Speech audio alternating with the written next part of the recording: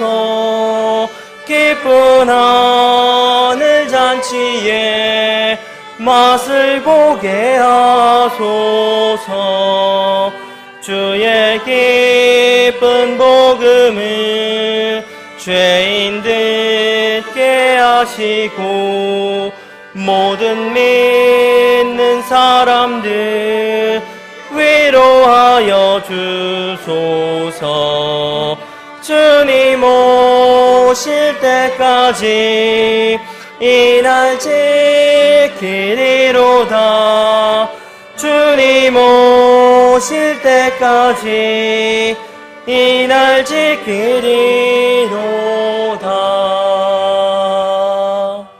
아멘. 다 함께 기도드리시겠습니다. 평강의 하나님께서 너희를 온전하게 거룩히 구별하시고 너희의 온 영과 혼과 몸을 우리 주 예수 그리스도께서 오실 때까지 흠없이 보존하기를 구하노라. 아멘. 사랑과 자비가 풍성하신 하나님, 지난 한 주간도 갑작스러운 폭우와 이 악한 현 세상에서 주님의 몸된 교회와 그 각 지체들을 지켜주시고 인도해 주셔서 감사를 드립니다. 또 주님을 경배하러 함께 이 자리에 모일 수 있는 모든 건강과 좋은 환경들을 안배하여 주심에 또한 주님께 감사를 드립니다. 이 모든 은혜를 허락하신 주님, 이 회중의 예배를 기뻐 받아주시옵소서. 처한 환경이 각기 다르지만 우리 안에 계시는 동일한 성령님을 통해 진리의 말씀을 듣기를 원합니다. 주님께서 지혜와 계시의 마음을 주시고 특별히 이 시간 원수막이 틈타지 못하도록 회중 각자 개인 모두를 주장하여 주시기를 간구드립니다. 주님께서 이 고촌 땅 가운데 서울 제1침례교회를 세워주신 목적과 계획이 있음을 한 회중이 주님 앞에 한 고백으로 나와 주님 앞에 고백을 드립니다. 주님, 이 지역교회를 통하여 더욱더 많은 자들이 복음을 듣고 죄로부터 씻음을 받고 하나님의 자녀되는 일들에 대한 간증들이 우리 안에 넘치길 원합니다. 한 해, 두 해 시간은 계속 가고 있지만 주님 오는 시간은 한 해, 두 해 더욱더 가까워지고 있습니다.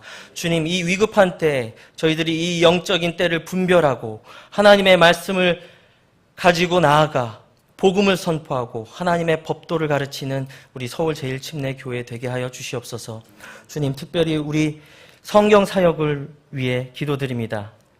주님, 이 바른 성경을 통해 모든 시대적 사명을 일깨우셨고 많은 혼들을 주님께로 이끌어 오셨고 또 많은 민족들이 복받았던 것을 기억합니다.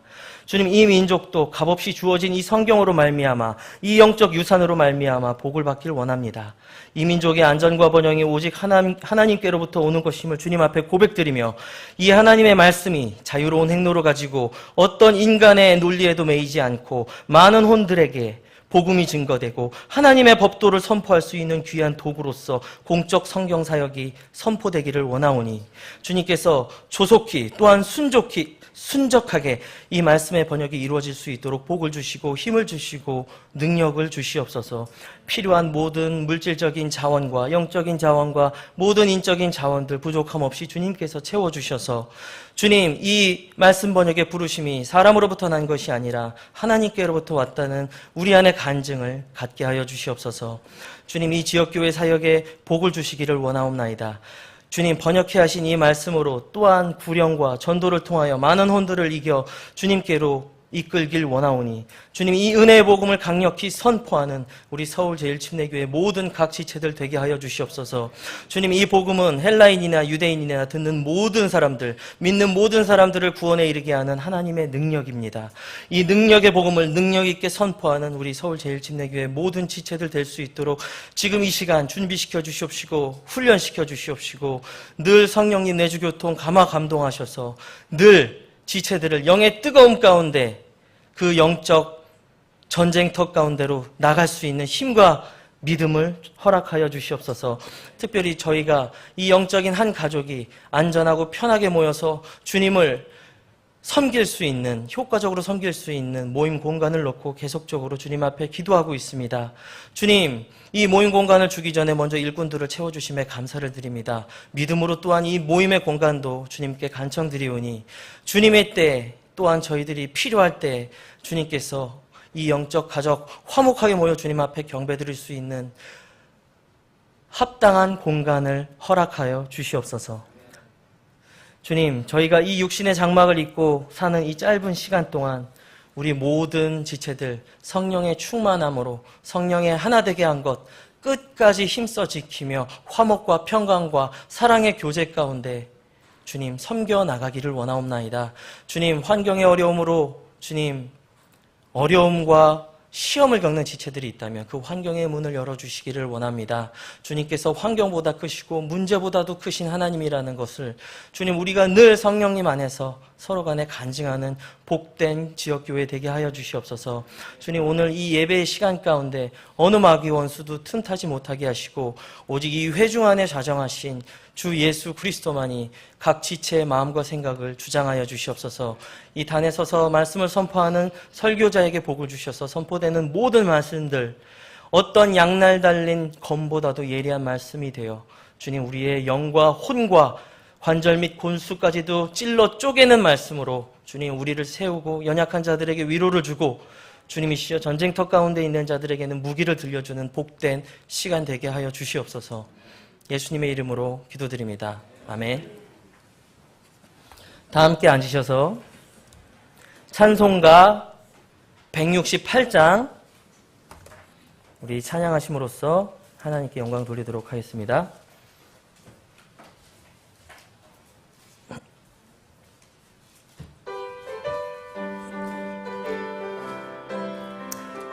네, 크게 기쁘게 찬양하도록 하겠습니다. 하나님의 나팔 소리 천지 진동할 때에 예수 영광 중에 구름 타시고 천사들을 세계 만국 모든 곳에 보내어 구원 얻은 성도들을 모으리. 나팔 불 때 나의 이름, 나팔 불 때 나의 이름, 나팔 불 때 나의 이름, 부를 때에 잔치 참여하겠네. 무덤 속에 잠자던 자 그때 다시 일어나 부활 승리 얻으리. 주의 택한 모든 성도 구름 타고 올라가 공중에서 주의 얼굴 배우리. 나팔 불 때 나의 이름, 나팔 불 때 나의 이름, 나팔 불 때 나의 이름, 부를 때에 잔치 참여하겠네. 주님 다시 오실 날을 우리 알 수 없으니 항상 기도하고 깨어 있어서 기쁨으로 보좌 앞에 우리 나가서도록 그때까지 참고 기다리겠네. 나팔 불 때 나의 이름, 나팔 불 때 나의 이름, 나팔 불 때 나의 이름, 부를 때에 잔치 참여하겠네.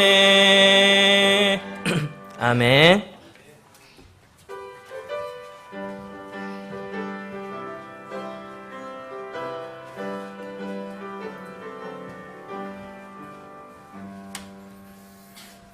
기도드리겠습니다. 하나님 아버지 감사드립니다. 참으로 죄 가운데 죽었던 우리를 주님의 피값으로 사셔서 죄 용서하여 주시고 또 구원의 은혜에 참여하게 해주심을 감사드립니다.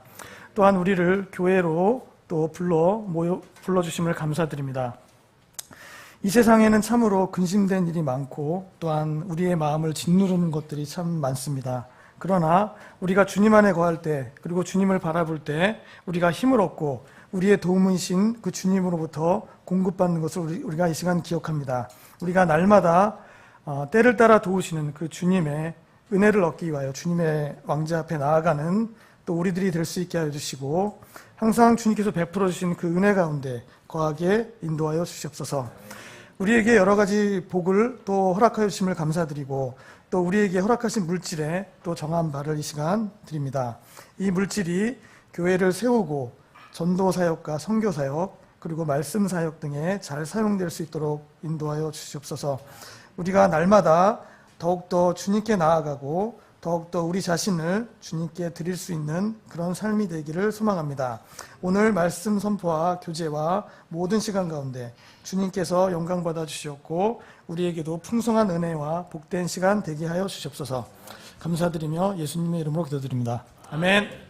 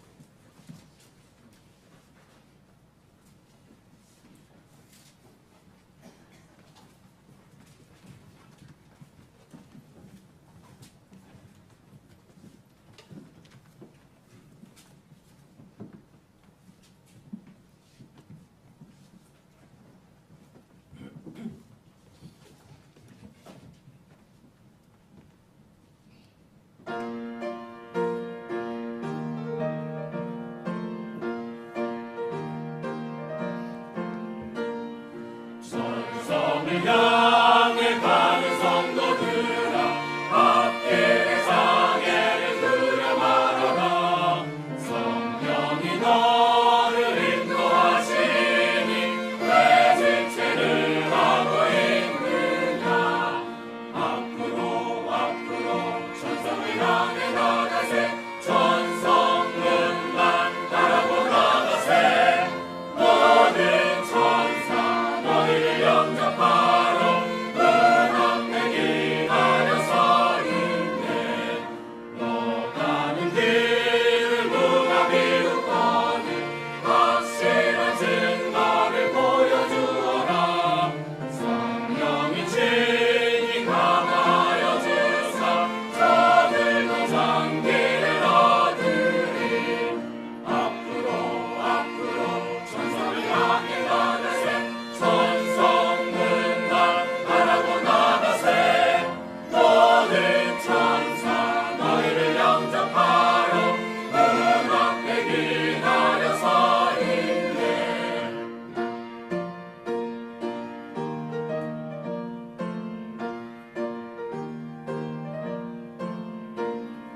너 가는 길을 모두 가기 전에 내 손에 든 검을 걷지 말아라.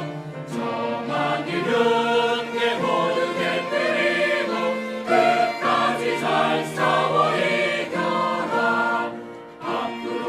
앞으로 천성을 향해 나가세. 천성문만 바라보 나가세. 모든 천사 너희를 영접하러 문 앞에 기다려 서 있네.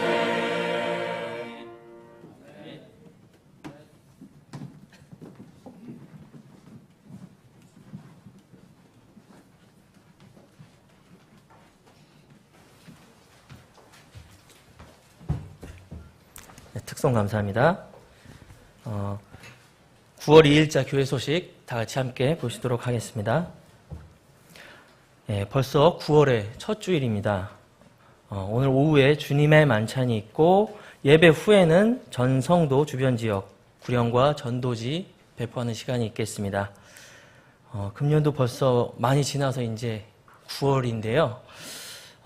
처음에 올해 초에 하나하나 운동을 시작하고 계속 기도하고 있는데 열매가 어느 정도 있는지 모르겠습니다. 올해 가기 전에 저희 교회 안에 있는 모든 불신 가정들 다 구원받았으면 좋겠습니다. 계속 기도해 주시고요. 그리고 매주 오후 예배 끝나면은 계속 전도부 주관으로 구령 전도를 하고 있습니다. 항상 열려 있으니까 자원하는 마음만 있으면은 언제나 환영입니다. 참여해 주시고요. 오늘은 총 전도 주일이기 때문에 오후 예배 끝나면은 바로 나갈 것 같습니다. 이따 따로 광고 드리도록 하겠습니다. 9월 첫째 주 성경 암송 구절 다 같이 합독하도록 하겠습니다. 시작. 무엇이든지 우리가 구하는 것을 그분에게서 받나니 이는 우리가 그분의 명령들을 지키고 그분의 눈앞에서 기쁨이 되는 그 일들을 행하기 때문이라. 요한일서 3장 22절 말씀. 아멘.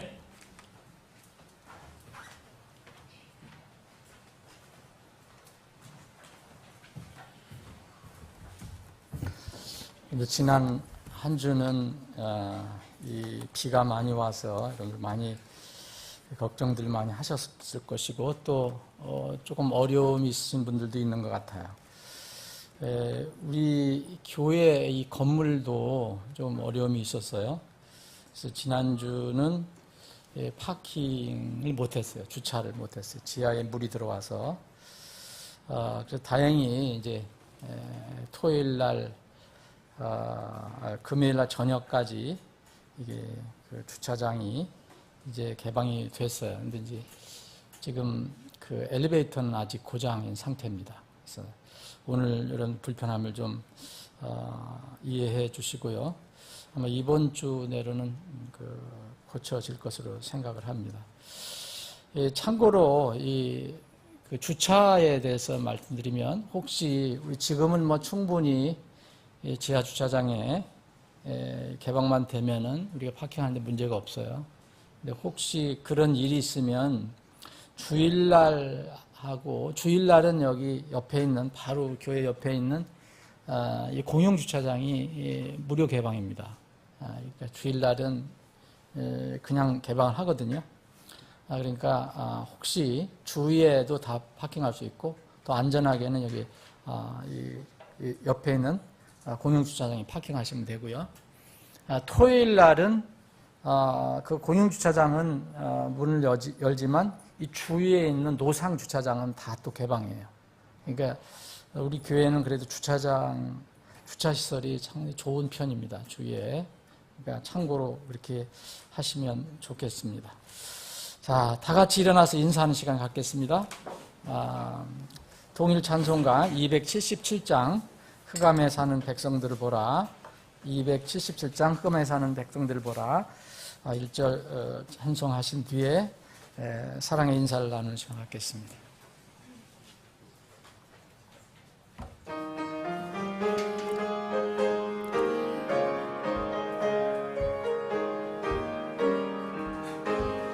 흑암에 사는 백성들을 보라. 수많은 심령 멸망하겠네.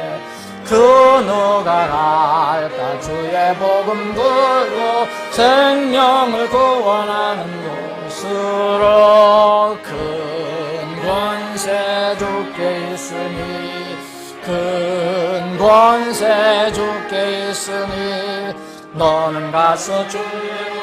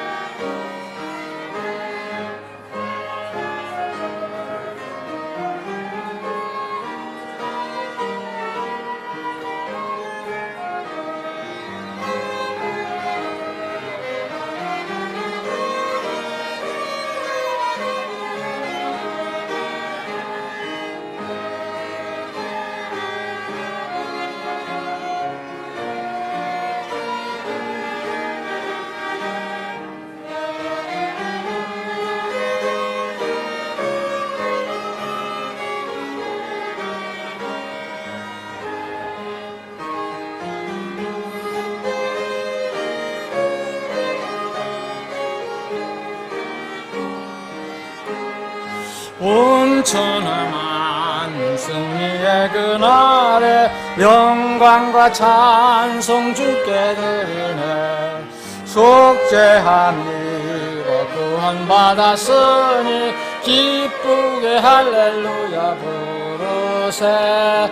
큰 권세 주께 있으니 큰 권세 주께 있으니 너는 가서 주의 복음 전하라. 주가 너 항상 지키리라.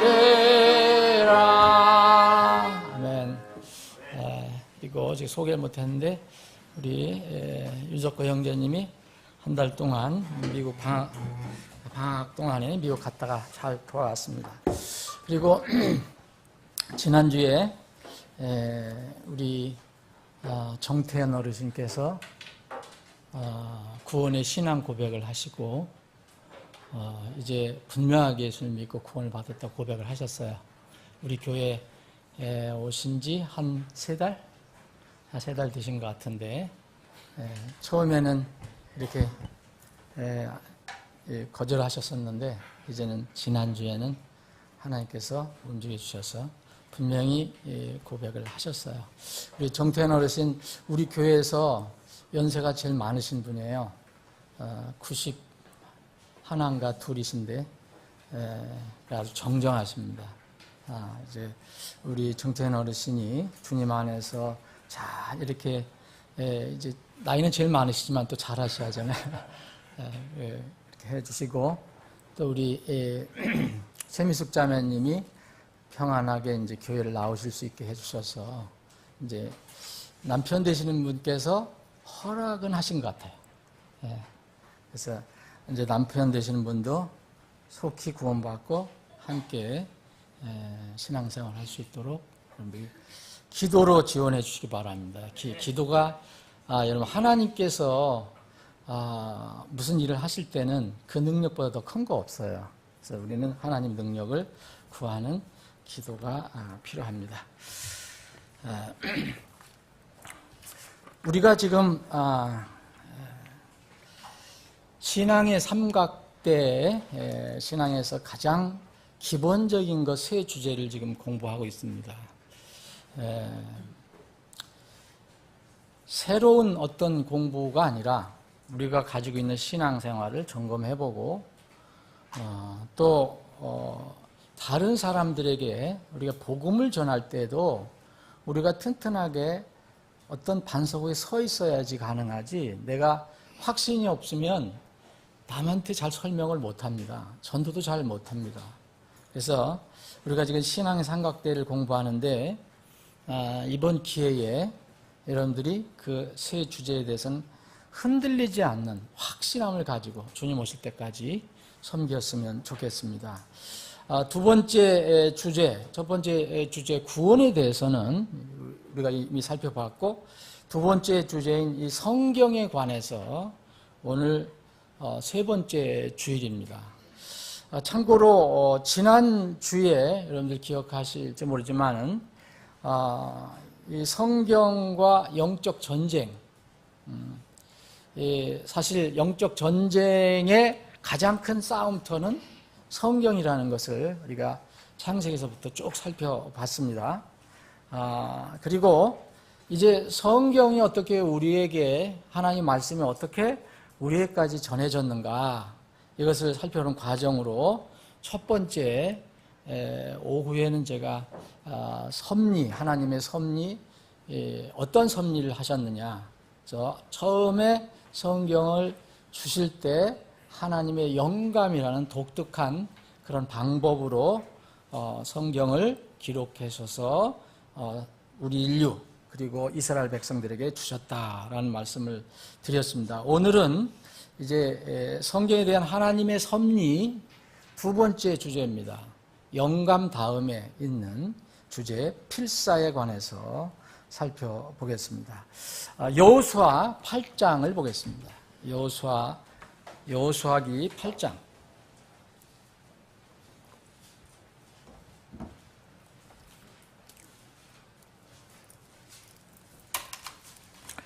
8장 한 절만 읽겠습니다. 여러분, 8장 32절 보면 여호수아가 거기서 돌두리에 모세의 율법 사본을 기록하였더니 그것은 그가 이스라엘 자손의 앞에서 기록한 것이더라. 모세 율법의 사본을 기록했다라고 말하고 있습니다. 제가 잠언을 한 장 더 읽어드리겠습니다. 잠언 25장. 잠언 25장 1절입니다. 이것들도 솔로몬의 잠언이요 유다왕 히스기야의 사람들이 베껴 쓴 것이니라. 아버지 하나님, 오늘도 저희들에게 생명의 말씀을 주심을 감사합니다. 이 말씀을 통해서 어떻게 말씀이신 주님께서 우리에게까지 오셨는가, 그리고 우리는 지금 무엇을 믿고 있는가, 또 무엇을 기대하고 있는가, 앞으로 무슨 소망을 가지고 있는가, 이 부분을 말씀을 통해 살펴보기를 원합니다. 주님께서 우리에게 필요한 것을 가르쳐 주시고 우리는 그것을 마음속에 잘 심어서 주님 오실 때까지 이 땅에서 우리에게 주신 사명인 복음을 전하는 일에 저희들이 주님의 도구로 잘 쓰임받게 해 주시옵소서. 거룩하신 예수님의 이름으로 기도합나이다. 아멘. 성경에 대한 하나님의 분명히 섭리가 있어요. 섭리라는 것은 사람이 쓰는 용어가 아니에요. 이건 하나님에게만 쓰는 용어인데, 성경에 대해서 어떻게 하나님께서 일을 하셨는가, 역사하셨는가, 말씀드린 대로 처음에 하나님의 숨을 불어넣으시는 그런 방법으로 사람들이 생각이 아닌 어떤 약한 사람들이지만 그 사람들이 하나님의 숨을 이렇게 받는 형식으로 해서 하나님께서 명령하신 대로 글을 쓴 것이 이제 영감입니다. 영감. 그리고 그 영감을 받은 성경이 어떻게 해서 이렇게 사람들에게 또 전해지는가, 그 부분을 살펴보겠습니다. 오늘 여기 여호수아 8장에 있는 건 간단한 것인데, 이제 모세의 율법은 이미 주어졌습니다. 여호수아는 이 가나안 땅에 들어가서 이교도 민족, 주님께서 명령하신 대로 이교도 민족을 몰아내고 그 자리에 이스라엘 민족의 터를 세워야 되는데, 가장 중요한 것은 하나님의 말씀이에요. 하나님께서 어떻게 말씀하시는가. 그래서 여호수아가 여기 이제 30절, 31절에 보면 이제 돌들로 만든 제단이 있다고 그랬는데, 이 돌들에 쓴 것이라고 보기는 어렵고요. 왜냐하면 그 돌들은 굉장히 울퉁불퉁한 돌이에요. 사람이 손을 대지 않은, 사람이 쇠를 대지 않은 온전한 돌들로 만든 제단이기 때문에 그 돌들이라 보기는 어렵고, 다른 그 주위에 있는 돌들, 어떤 또 다른 돌들 위에 모세의 율법을 이렇게 베껴서 그 안에 기록을 했다라고 얘기하고 있습니다. 그래서 여기 사본이라는 말이 나와요. 영어로는 카피라는 거예요. 지금도 카피라는 말 쓰잖아요. 뭘 똑같은 것을 똑같이 복사해내는 것을 얘기하는 거죠. 그래서 저는 이것을 필사라고 말씀을 드리는 겁니다. 요한계시록을 끝으로 해서 하나님의 영감으로 기록된 성경은 완성이 됩니다. 한 40여 명의 하나님께서 택하신 그런 기자들, 저자가 아닙니다. 흔히 이제 여러분들이 글을 어떤 책을 읽어보면 저자라고 하는데, 엄격하게 얘기하면은 저자는 사람이 될 수가 없어요. 성경은요. 저자는 하나님입니다. 다만 사람은 필자예요. 혹은 기자. 그래서 이 40여 명을 택하셔서 직접 숨을 불어넣으시는 방법으로 성경을 쓰게 하셨어요. 그래서 이것을 우리가 흔히 원본 성경이라고 하는 거예요. 원본 성경. 오리지널 성경이다.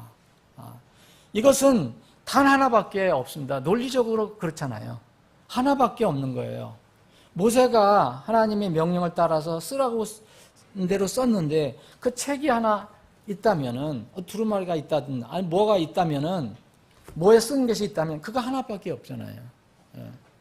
그래서 논리적으로는 이거 하나밖에 없습니다. 그래서 영감으로 기록된 성경은 원본 성경 한 권밖에 사실 없는 겁니다. 그런데 하나님께서는 이 성경을 주신 목적이 뭔가를 우리가 제일 첫 번째 시간에 배웠어요. 그죠? 성경을 주신 목적이 뭡니까? 어떤 전시관이나 무슨 박물관에 갔다 전시하려고 하는 게 아니잖아요. 사람들이 말씀을 통해서 구원을 받게 하고, 또 구원받은 사람이 잘하게 하려고 기본적인 두 가지 큰 목적으로 성경을 우리에게 주셨다고 분명히 말씀하셨어요. 그런데 그 원본 성경은 딱 하나밖에 없는데, 어떻게 사람들이 이 세계 각지에 있는 수많은 민족들이 어떻게 그것을 거기 가서 모여서 읽을 수 있겠느냐? 그건 불가능하죠. 성경 한 권으로는 세상의 모든 사람들이 읽고 들을 수 없습니다. 하나님께서는 모든 사람이 구원을 받고 진리를 아는데 이르기를 원하신다고 분명히 디모데전서 2장 4절에 말씀하고 계세요. 이게 하나님의 마음이에요. 누구든지 다 구원을 받고 또 구원받고 난 뒤에 진리를 많이 알게 그렇게 주님께서는 원하셨습니다. 그런데 구원을 받고 진리를 알으려면 어떻게 해야 됩니까? 반드시 또 말씀이 있어야 되잖아요. 우리가 첫 시간에 우리가 살펴본 것처럼 말씀이 없으면 불가능합니다. 한 영혼이 거듭나서 구원을 받고 또 그 후에 성장하려면 반드시 하나님 말씀이 필요합니다. 하나님 말씀을 그래서 알아야 되는 겁니다. 요한복음 5장 39절에 성경 기록들을 탐구하라 그랬어요. 너희가 그 성경 기록들 안에서 영원한 생명을 얻는 줄 생각하나니 그것들이 바로 나에 대하여 증언하니라. 예수님이 친히 말씀하신 거예요. 예수님이 없이는 또 구원이 불가능하잖아요. 말씀이 있으신 예수님. 근데 이 성경이 뭐냐? 왜 성경을 너희들이 탐구하냐? 거기에 영원한 생명을 거기서 얻으려고. 근데 그래서 영원한 생명은 누구로부터 나옵니까? 예수님부터 나온다고 주님께서 말씀하셨습니다. 그래서 이 베드로 기자는, 베드로 사도는 편지를 보낼 때, 베드로전서를 보낼 때 그 편지를 받는 사람들에게, 이미 구원받은 사람들에게 얘기합니다. 너희가 다시 태어난 것은 어떻게 다시 태어난 것이냐? 썩을 씨에서 난 것이 아니요 썩지 않을 씨에서 난 것이니 항상 살아있는 하나님의 말씀으로 된 것이니라 그랬거든요. 말씀으로. 어떻게? 말씀이 아니고서는 거듭날 수가 없습니다. 구원받을 수 없습니다. 여러분, 아무리 촛불을 아주 화려하게 켜놓고 기도를 밤새도록 해도 구원받을 수는 없어요. 주님께서 말씀으로 인도해 주셔야 돼요. 그래서 이 말씀이 우리에게는 반드시 필요한 겁니다. 그래서 이것을 우리가 선포하는 말씀이 또 복음의 말씀이라고 했어요. 그렇다면 사람이라면 누구든지 제한받지 않고 영혼 구원과 영적 성장에 필요한 이런 하나님 말씀에 접근할 수 있어야 됩니다. 하나님의 말씀이, 주의 말씀이 자유로운 행로를 따라서 강이 막히지 않고 흐르도록 흘러가야 합니다. 그런데 사람들은 이 말씀을 안 찾아서 그렇지 사실 찾으면 어딘가 있거든요.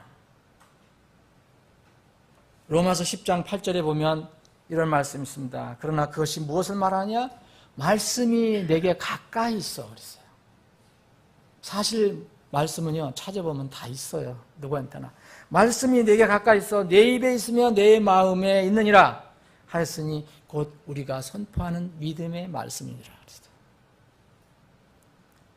그러므로 하나님께서는 하나님의 말씀을 당대 모세가 기록했을 때, 여호수아가 기록했을 때 그때만 말씀이 있게 하신 것이 아니라 인류가 존재하는 한, 구원받을 영혼이 있는 한 영원히 보존하시겠다고 약속을 하신 겁니다. 그 말씀이 계속 지속될 것이라고 말씀하신 거예요. 그래서 우리는 흔히 이것을 보존이라는 단어를 쓰기 시작한 거예요. 보존.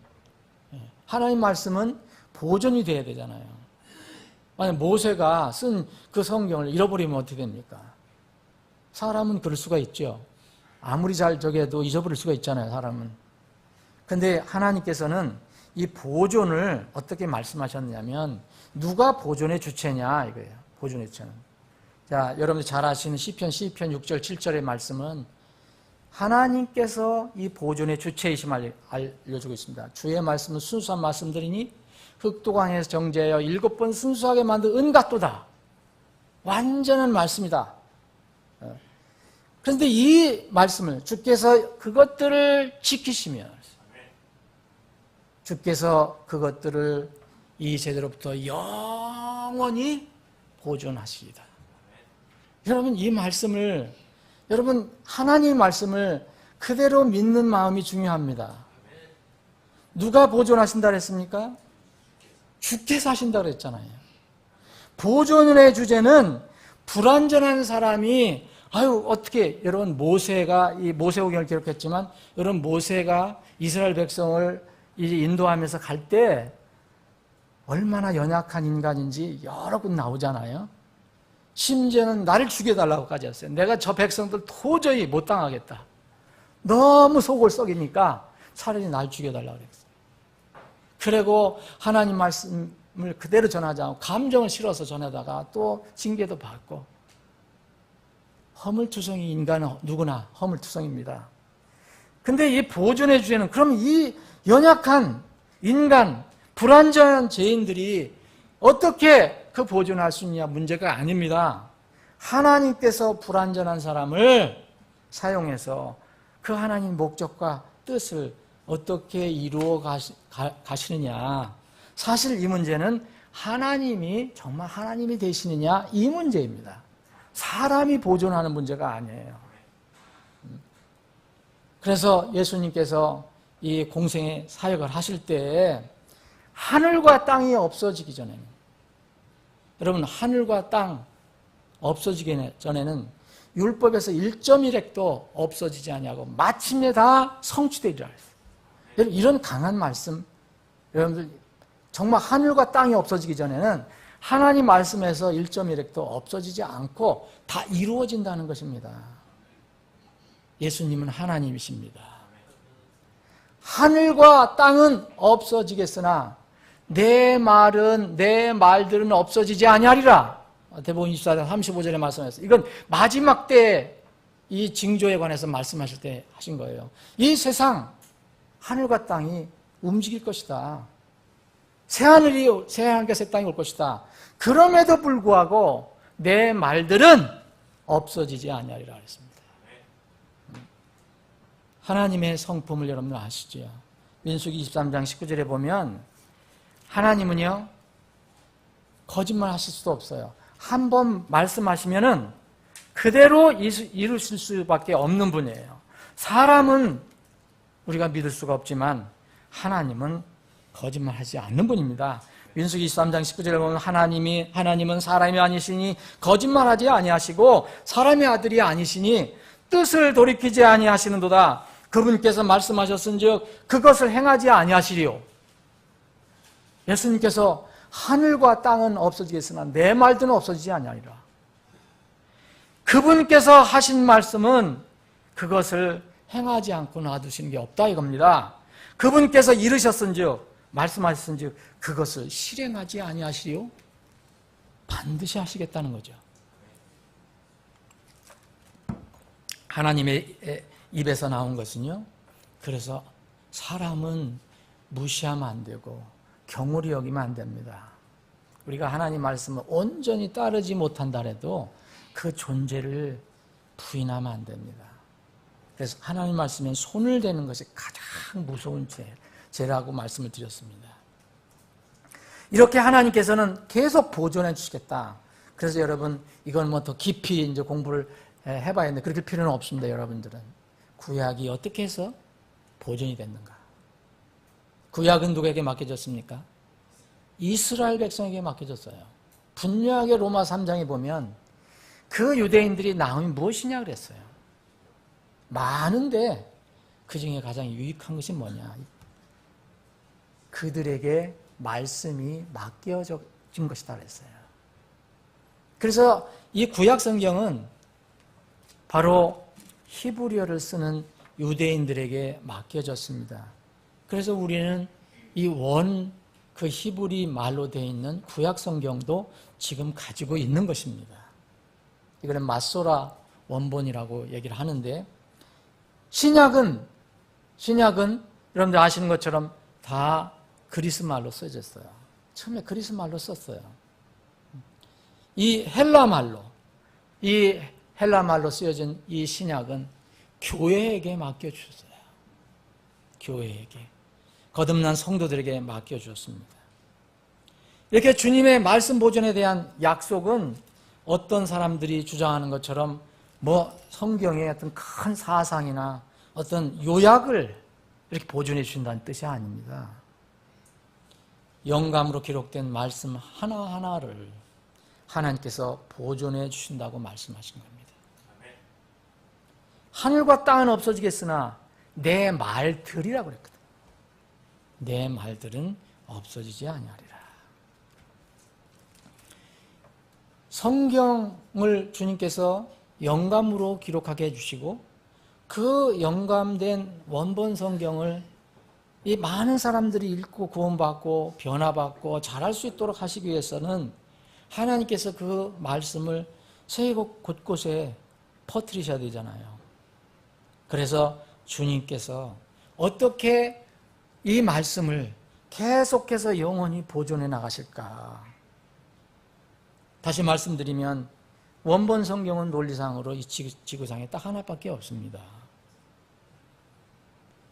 40여 명의 성경 필자들이 영감으로 기록한 것은 그것이 어디에 있든지 간에 한 권 이상이 될 수 없어요, 논리상으로. 여기서 이제 한 권이라면은 지금 우리가 가지고 있는 이런 완전 합본 성경처럼 되어 있는 것이 아니고 40여 명의 성경 기록자들이 그들에게 맡겨진 성경이 있잖아요. 예? 호세아 대언자는 호세아만 기록을 했습니다. 말라기 대언자는 말라기만 기록을 했어요. 이제 모세오경, 우리가 창세기 출애굽기로 얘기하면 신명기는 모세가 기록했다고 믿습니다. 여호수아기는 여호수아가 기록을 했습니다. 이런 사람들이 각각 기록을 했을 때 그 기록한 것들이 하나로 남아 있었다는 거죠. 40명의 성경 기록자들이 기록한 조각조각으로 구성된 그 성경 66권 전체가 하나뿐이라는 그런 의미입니다. 영감으로 주신 것은 물론 하나님은요, 이 영감으로 주신 이런 한 원본 성경을 전능하신 분이기 때문에 얼마든지 보존해 주실 수 있어요. 딱 원본 성경 보존해 주세요. 그런데 지금은 찾을 길이 없어요. 왜 그럴까요? 여러 가지 이유가 있겠지만 다음과 같은 문제가 생길 수 있기 때문에 그렇습니다. 성경 필자와 성경 기자와 그 주위에 있는 사람만이 접할 수 있는 성경이 되잖아요. 그것은요. 모세가 기록한 모세오경은 모세나 모세 주위에 있는 사람들, 그 가족. 그런데 땅의 끝지어까지 어떻게 하나님의 말씀이 나갈 수 있겠습니까? 그래서 이 원본 성경으로는 세상 끝까지 전파하는 것이 불가능해집니다. 두 번째는 사람들의 본성이 또 있어요. 만약 전 세계에서 원본 성경이 딱 하나가 남아있다 하면은 사람들이 어떻게 할까요? 사람들은 본성상 숭배하는 게 있어요. 뭐를? 우상 숭배를 할 겁니다. 지금 이 시대에도 바른 성경을 이야기하는데 표지는 얘기하지만 그 안에 있는 내용을 안 믿는 사람들이 있어요. 이건 일종의 성경 숭배입니다. 성경을 믿는 것은 그 안에 있는 하나님 말씀을 우리가 믿는 겁니다. 만약 원본 성경이 딱 하나 있다 그렇다면은 이거 세계에서 단 하나밖에 없다고 생각하기 때문에 이 희귀성 때문에 그것을 숭배의 대상으로 삼을 것입니다.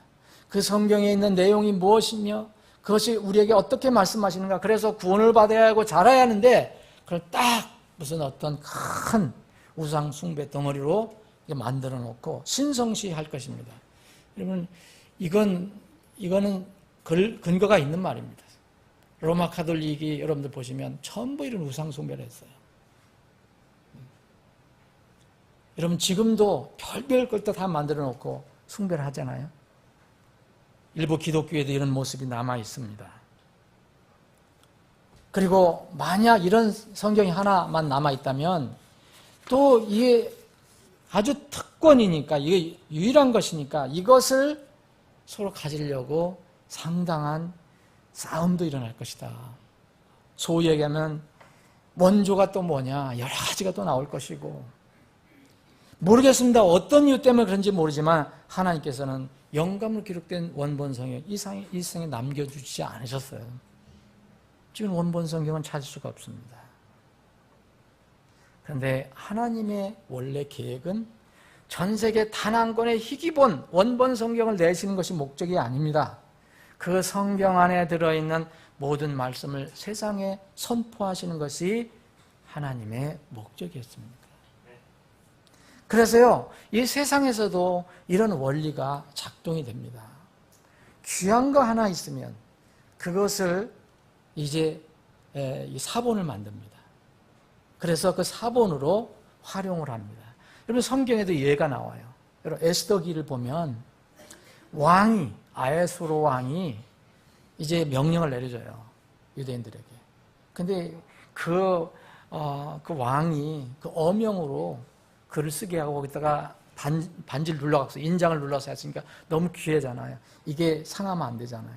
그리고 이 귀한 원본을 하나 가지고 각 곳에 흩어져 있는 유대인들에게 다 알려줘야 되는데 어떻게 그거 원본 하나를 가지고 할 수가 있겠습니까? 그래서 여러분 에스더기를 읽어보면 그걸 전부 복사를 합니다. 베낍니다. 똑같은 복사본을 만들어서 각 지역에 보냅니다. 세상에서도 이런 방법을 썼어요. 그래서 하나님께서도 이런 문제들을 자연스럽게 해결할 수 있게 필사 방법을 택하신 거라고 저는 믿습니다. 여호수아, 오늘 여호수아기에 있는 32절의 말씀도 원래 모세 율법은 하나예요. 근데 여기서 사본을 기록했다라고 얘기합니다. 사본이라는 것은 100개 쓴 것을 얘기하잖아요. 이 솔로몬, 잠언 25장 1절에 있는 이것들도 솔로몬의 잠언이요. 잠언 1장 1절서부터 그 솔로몬의 잠언이라고 나옵니다. 근데 25장 1절 다시 시작하면서 이것들도 솔로몬의 잠언이요 그랬어요. 그러면서 이 부분은 누가 어떻게 한 거냐? 유다 왕 히스기야 사람들이 아마도 이 히스기야 왕 시대 때 히스기야가 지명한 사람들, 그 사람이 대언자였든지 누구였든지 이 사람들이 베껴 쓴 것이라고 성경은 기록하고 있습니다. 카피 아웃했다. 원래 있는 것을 가지고 그대로 베껴 썼다. 여러분 놀랍게도 이것을 우리는 지금 영감받은 하나님 말씀으로 읽고 있습니다. 예수님께서 그렇게 인정하셨어요. 원본을 그대로 필사해서 여러 개의 성경으로 만들어 여러 곳에 사용하게 하신 거예요. 이게 원래 하나님의 방법이었습니다. 이것을 필사라고 하는 거죠. 원본을 그대로 베끼는 겁니다. 그래서 이스라엘 백성에게 유대인들에게 이걸 맡겼잖아요. 여러분들 그 이야기를 들으셨을 거예요. 유대인들이 이게 그 서기관들 이거를 기록하는 사람들이 너무 하나님 말씀 두려움 가져서 심지어는 목욕제게 하고 베꼈었다고 얘기합니다. 조금이라도 원본하고 틀린 거 있으면 폐기해버리고. 구약의 모세에서 신약의 사도 요한까지 대부분의 성경 기록자들은 자신들이 기록한 성경 하나만 혹은 한두 개 더 가지고 있었을 것입니다. 신약 성경 필자들이 다른 걸 가지고 있다 하더라도 우리처럼 다 이렇게 완전한 66권 성경을 가지고 있는 게 아니에요. 그들이 이런 성경을 이렇게 기록하고서 또 전해주고 바울이 기록한 이런 서신서가 어떤 지역에만 보낸 게 아니라 그 또 다른 사람들에게 다른 지역에 가서 읽혀주라 그랬어요. 보내줘라 그랬어요.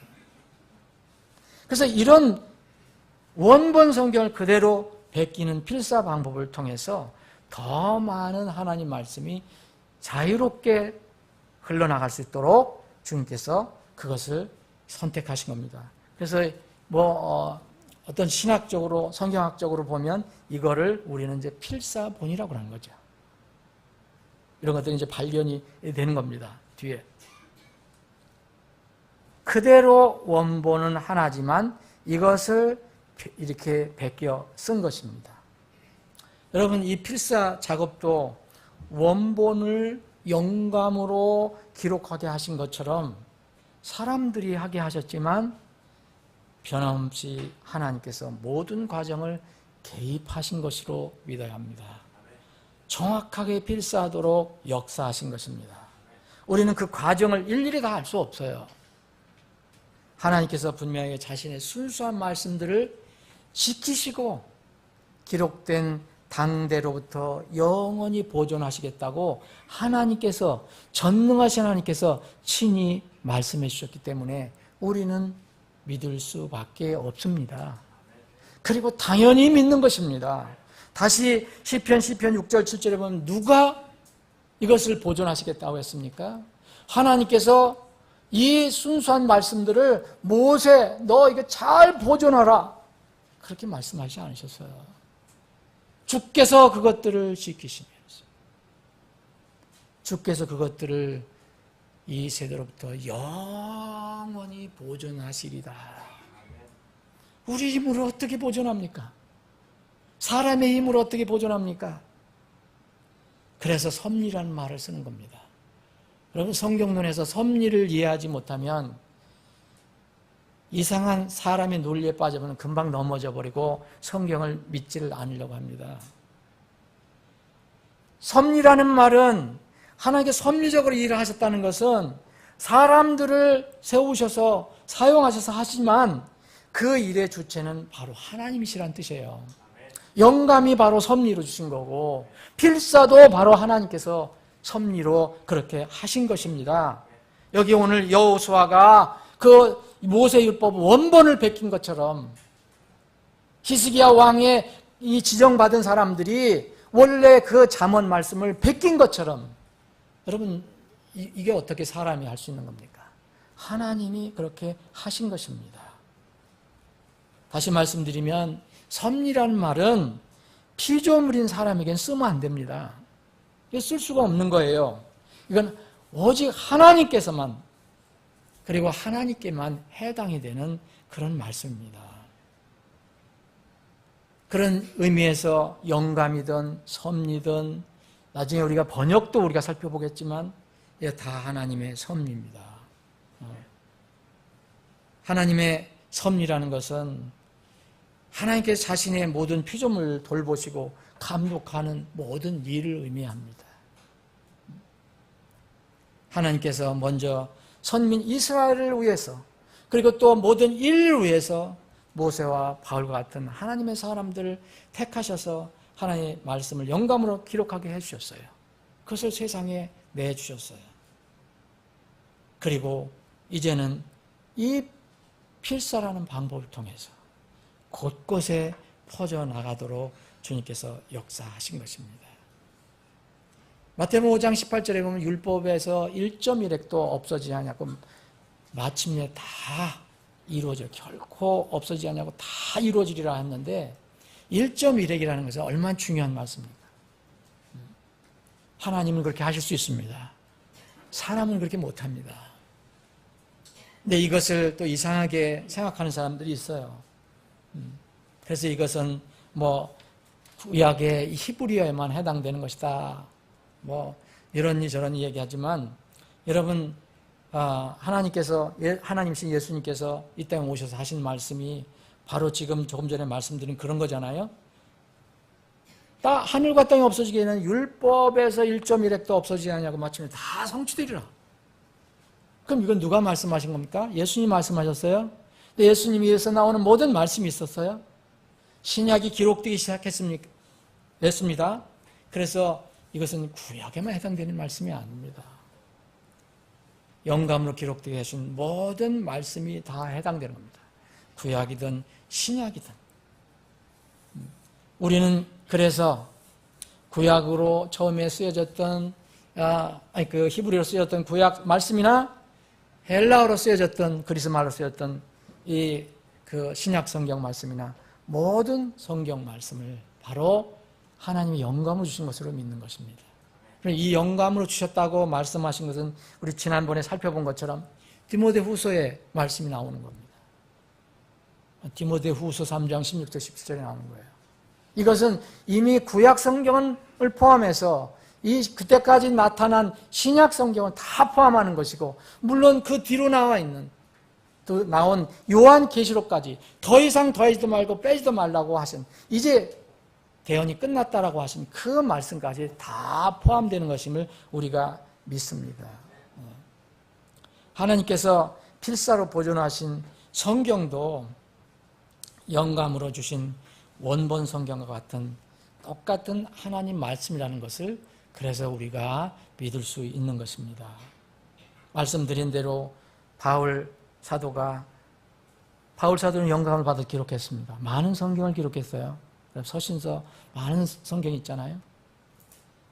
바울이 물론 이 디모데에게 준 편지는 바울이 쓴 겁니다. 디모데가 직접 쓴 것은 아닙니다.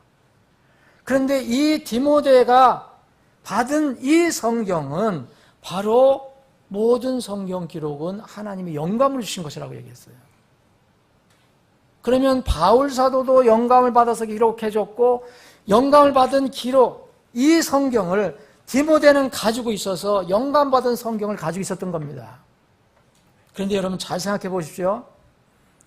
디모데는 아버지가 잘은 정확하게는 모르지만 아버지가 불신자였을 가능성이 많습니다.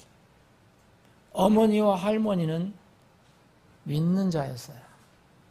그래서 디모데의 가정은 아버지가 어떻게 됐는지 모르지만 나중에 구원받은지 안 받은지 모르지만 디모데는 어렸을 때부터 할머니와 어머니를 통해서 성경을 배우기 시작했어요.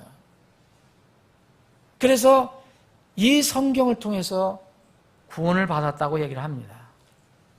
그리고 바울 사도는 영감으로 기록하면서 이 성경 기록은 너희가 가지고 있는 모든 성경 기록은 바로 하나님께서 영감으로 기록하게 해서 주신 것이다 라고 얘기했어요. 그러니까 여러분 이거 잘 생각해 보십시오. 디모데가 그때 가지고 있었던 성경은 원본 성경일까요? 아닐까요? 원본 성경일 가능성이 거의 없습니다. 불가능합니다. 무슨 말씀이냐면 구약의 어떤 말씀을 가지고 있다면 이 디모데가 가지고 있던 것이 그 딱 하나 세상에 하나밖에 없는 그 원본 성경을 가지고 있겠느냐 이건 말씀입니다. 그런데 그거는 거의 불가능하잖아요. 논리상으로도. 디모데는 아버지는 아마 이방인 그리스인이었을 거예요. 어머니 할머니는 유대인이에요. 그래서 히브리어 말도 할 수 있었고 아마 그리스 말도 했을 것입니다. 그런데 어쨌든 이 신약은 그리스어로 쓰여졌어요. 원래 그리스어로 쓰여졌어요. 그러면 신약을 가지고 있었을 때 디모데는 무엇로 공부를 했을까? 어머니, 할머니는 히브리어를 분명히 알았을 것이고 그리스 말을 얼마나 알았는지 모르지만은 그 할머니가 가르쳐 줬을 때는 아마도 히브리어 성경을 가지고 있었을지도 모릅니다. 이런 거 저런 거 따지지 않고 성경은 디모데후서 3장 16절에 보면 분명히 이렇게 말하고 있어요. 그러나 너는 배워서 확신하게 된 것들에 거하라. 내가 그것들을 누구에게서 배운 줄 알며 또 어린 아이 때부터 네가 거룩한 성경 기록들을 알았나니. 어렸을 때부터 알았던 성경 기록들이 뭘까요? 디모데가. 그 할머니가 가르쳐줬던 성경 기록이 뭘까? 그것들은 능히 너를 지혜롭게 하며 그리스도 예수님 안에 있는 믿음을 통해 구원에 이르게 하느니라. 모든 성경 기록은 하나님의 영감으로 주신 것으로 All Scripture라고 얘기했습니다. 이것은 하나님 영감으로 주신 것으로 교리와 책망과 바로잡음과 의로 교육하기에 유익하니 이것은 하나님의 사람이 완전하게 되어 모든 선한 일에 철저히 갖추어지게 하려 함이라. 바울이 하나님의 영감을 받아서 기록해서 사랑하는 동역자 디모데에게 보낸 편지는 분명 그리스어로 기록됐어요. 또 디모데가 어려서부터 읽은 성경은 분명 원본 성경이 아닌 것은 틀림없습니다. 최소한 히브리어 필사본이거나 아니면 그리스어로 번역된 성경이었을 것입니다. 구약이라면. 신약이라면 물론 바로 영감받아서 기록된 그것들이 유통된 것을 가지고 있었을 것이고요. 원본의 필사본이었음에도 불구하고 만약 그것이 원본의 필사본이었다고 하면 하나님께서는 이 바울사도를 통해서 주저없이 그것도 바로 하나님의 영감으로 주신 거라고 말씀하셨습니다. 사람들은 지금 이런 원본, 소위 얘기하면 원본 영감론에 빠져갖고 현대의 자유주의자들은 하나님의 영감은 지금 다 영감받은 성경은 다 없어졌다. 그 원본에만 있기 때문에 없어졌다라고 많이 강조를 합니다, 여러분. 신학교 가면 그런 얘기를 많이 해요. 자유주의 신학자들이. 물론 지금 기독교 안에서도 그렇게 주장하는 사람들이 상당히 많습니다. 아마 뭐 상당히 아니라 근본적인 데가 아니라 거의 그렇게 믿습니다. 이미 하나님의 영감으로 기록하게 하신 그 원본 성경은 없다. 그것은 왜? 원본에만 해당이 되기 때문에 라고 얘기합니다. 그런데 오늘 디모데후서 3장 16절 17절에 보면 여러분 논리상으로 그 말은 안 맞는 것이라는 것을 알 수가 있습니다. 또 어떤 사람들은 구약 히브리어 성경에만 원본이 해당된다 라고 얘기합니다. 그런데 지금 우리가 디모데후서에 있는 것처럼 사도 바울은 디모데가 가지고 있던 그런 성경, 분명히 사본 성경이었는데 그 사본 성경을 하나님께서 영감으로 주신 성경이라고 하신 것입니다. 이것은 바울의 주장이 아닙니다. 하나님의 선언입니다. 바울 사도가 성경은 하나님께서 영감으로 주신 것이라고 말씀을 기록할 때 존재했던 성경 기록은 대부분 구약 성경이었을 거예요. 그렇다고 해서 히브리어 성경에만 이 말씀이 적용되는 것은 아니라는 것은 너무나 명확관합니다. 아직 기록이 끝나지 않은 곧 이제 끝나게 될 요한 계시록까지 모든 신약 성경이 포함이 되어야 합니다. 주님께서 그렇게 말씀을 하신 겁니다. 바로 내 말들은 없어지지 아니하리라 하는 것은. 자, 베드로 사도가 나중에 베드로 사도는 편지를 많이 안 썼습니다. 베드로 전서 후서만 썼는데 바울 사도가 편지를 많이 썼잖아요. 영감으로 기록된 서신을 많이 썼어요. 근데 그것이 많이 이제 유통이 됐잖아요. 베드로 기자도 그것을 한번 읽어본 것이 틀림없습니다. 그런데 바울이 영감으로 기록했다고 한 그 성경을 읽어보고 이 사도인 베드로도 내가 이해 못하는 게 있다라고 솔직히 고백을 합니다. 사람의 머리로 다 이해 못하는 것이 있습니다. 하나님께서 영감으로 기록해 주셨다는 증거가 또한 되는 것입니다. 베드로 후서에 보면 이런 말씀이 있습니다. 베드로 후서 1장 20절에 보면 이런 말씀이 있어요. 먼저 이것을 알라 성경 기록의 대언 중 어떤 것도 사적인 해석에서 나지 아니하였나니. 자, 성경 기록의 대언 중 어떤 것도 사적인 해석에서 나지 아니하였나니 개인의 생각과 뭐 뜻으로 된 것이 아니라는 거죠. 대언은 옛적에 사람의 뜻으로 말미암아 나오지 아니하였고 오직 하나님의 거룩한 사람들이 성령님께서 움직이시는 대로 말하였느니라. 이게 움직이시는 대로가 뭡니까? 영감으로 기록하게 하셨다는 겁니다. 하나님께서 기록하게 하시라는 겁니다. 숨을 불어넣으신 대로만 기록을 했다는 겁니다. 이걸 분명히 베드로는 말하고 있어요. 이것도 영감을 받아서 기록한 겁니다. 하나님께서 그렇게 기록하게 하셔서. 그런데 자, 베드로후서 3장 15절에 보면 이런 말씀이 있습니다. 또 우리 주의 오래 참으심이 구원인 줄로 여기라. 심지어 우리가 사랑하는 형제 바울도 자기가 받은 지혜대로 너희에게 이같이 썼고 또 그의 모든 서신에서도 그의 모든 서신, 바울 사도의 서신 많지요? 이것들에 관해 그 안에서 말하였으되 그 안에 깨닫기 어려운 것이 더러 있으므로. 아마 이것이 무슨 성경일까? 뭐 성경학자들마다 조금 이견이 있지만 그래도 이것은 히브리서가 아닐까라고 생각을 합니다. 왜냐하면 베드로는 순수한 율법을 받았던 유대인이었어요. 그래서 히브리서는 이제 그 율법으로는 의롭게 되지 못한다. 예수 그리스도가 대제사장이라는 것을 강조한 거잖아요. 그래서 거기에 뭐 좀 깨닫기 어려운 것이 좀 있는 것도 같다. 있으므로 이것들에 관해 그 안에서 말하였을 때 그 안에 깨닫기 어려운 것이 덜어 있으므로 배우지 못하여 불안정한 자들이 다른 성경 기록들과 같이 그것들도 왜곡하다가 스스로 파멸에 이르리라. 그럼 성경 말씀을 내가 이해 안 된다고 뒤틀고 내 마음대로 내 생각대로 맞추면 안 돼요. 요새 현대 자유주의 신학자들이나 그런 설교자들이나 그런 목회자들이나 바로 그렇게 하는 겁니다, 여러분. 이해 안 된다. 그러면 동성애라든지 이런 것도요, 성경 말씀 뒤트는 거예요. 여러분, 이상한 사람, 이상한 목회자들이 그걸 지지하잖아요. 성경 말씀이 바뀔 수 있습니까?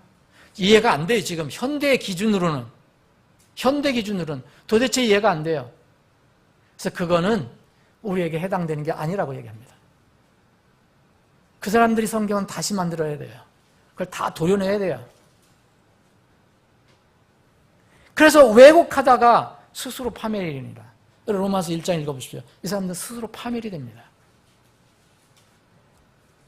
그러므로 사랑하는 자들아 너희가 이것들을 미리 알았은즉 저 사악한 자의 오류에 이끌려 너희도 너희 자신의 굳건함이 떨어지지 아니하도록 주의하라. 이 뭡니까? 성경 말씀이 혹시 내 마음에 내 생각에 안 맞는다고 그걸 뒤틀어 짜거나 버리거나 제거하지 말라는 거예요.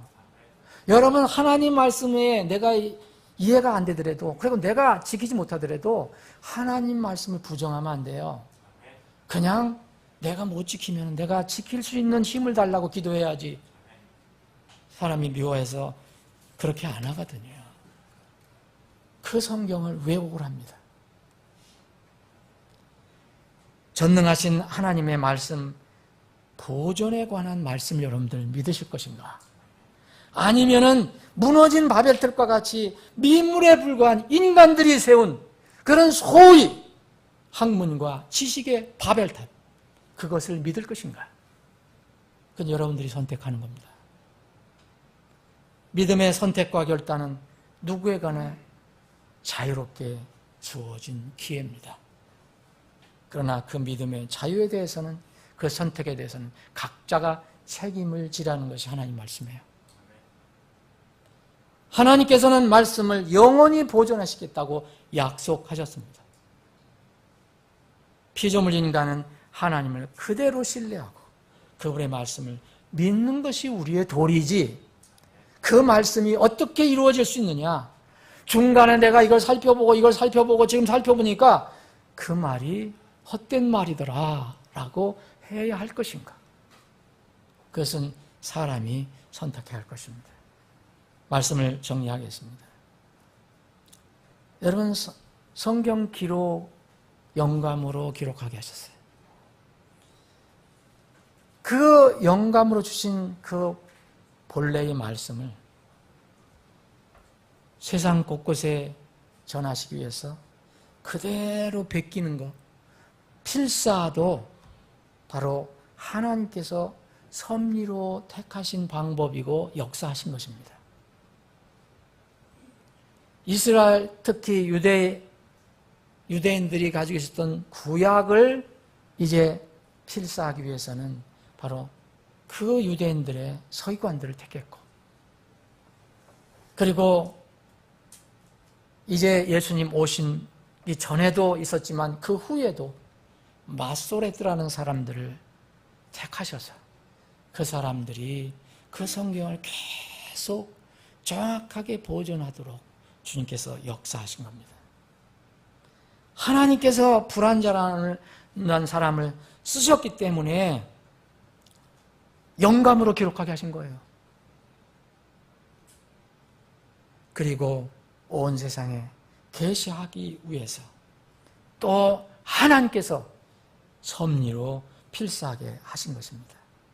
성경은 사람의 글자로 기록되었지만 사람이 책이 아니라 그래서 하나님의 책입니다. 사람의 모든 운명이, 모든 사람의 운명이 이 책에 달려 있어요. 사랑하는 여러분, 전능하신 하나님의 말씀을 믿을 것인가? 아니면 세상에 그 교묘한 인간의 논리, 그럴듯한 논리를 믿을 것인가? 그것은 우리에게 주신 주님의 자유적인 기회입니다. 사랑하는 여러분, 하나님께서 성경을 우리에게 기록해서 영감으로 기록하시고 필사해서 보내주신, 그리고 지금 우리는 번역된 성경을 가지고 있지만 이런 그 성경 말씀을 보존해 주신 그 거룩한 목적은 분명히 구원과 자람입니다. 사랑하는 여러분, 그 거룩하신 목적이 여러분들 각자에게 지금 성취되었습니까?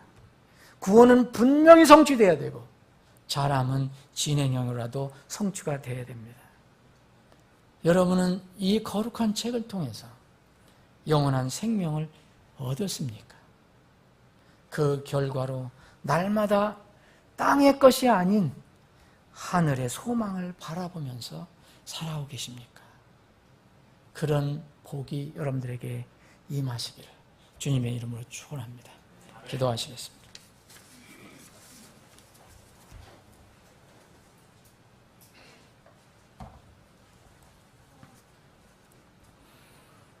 우리는 지금 성경에 관해서 살펴보고 있습니다. 많은 사람들이 성경을 오해합니다. 어떤 사람은 장식품으로 씁니다. 종교의 한 도구로 씁니다. 지나친 사람들은 성경의 겉표지의 이름만을 가지고 목숨을 걸듯이 싸웁니다. 그런데 그것은 우리에게 성경을 주신 목적이 아닙니다.